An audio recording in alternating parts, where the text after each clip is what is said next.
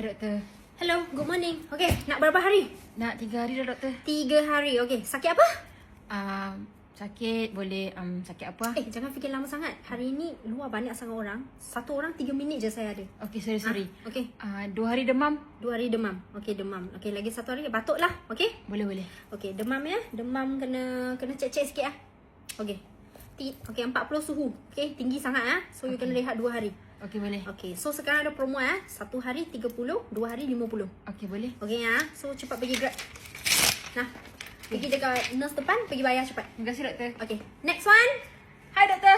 Okay, hello.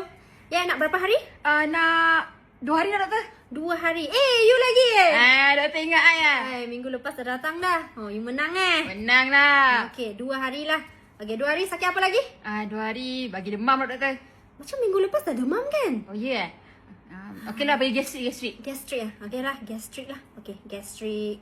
Okay, food poison pun boleh Boleh. Okay, boleh. Okay, 2 hari. Alright dah tahulah promo Dah tahu dah. Okay, pergi luar. Pergi cari mas. Okay? Tak lah doktor.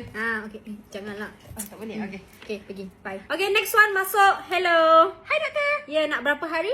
You lagi? Yelah, I menang mak. Doktor, hari ni kan I bawa lagi 10 kawan dekat luar. Oh, serius ah? Tapi company sama ke? Company sama lah. Jangan nak. Tak boleh. Macam tu I tak boleh buat.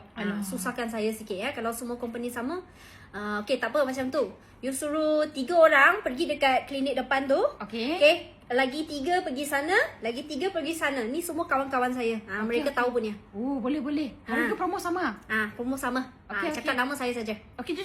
Cepat. Okay. 3 hari you nak? Betul. Okay, sakit apa? Sakit tekak lah doktor. Sakit tekak.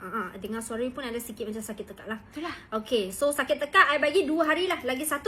Lagi 1 you bagi I sesama ke batuk ke? Okay lah, I bagi you sesama lah. Okay, 3 hari. Cukup Cukup. Okay, promo dah tahu kan? Boleh. Okay, bawa pergi nurse. Cepat bagi bayar. Thank you so much doktor. Okay.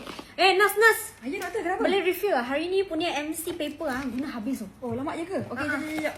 Berapa banyak orang lagi dekat luar? Oh, dekat luar doktor. Lagi 100 orang doktor. 100 orang apa? So Yelah. banyak. Wah, hari ni kenapa bisnes bagus ni? Siapa yang viralkan I punya klinik ni? Aduh, cepat doktor. Kita tak ada masa ni doktor. Okay, next. Cepat. I nak makan lunch dah.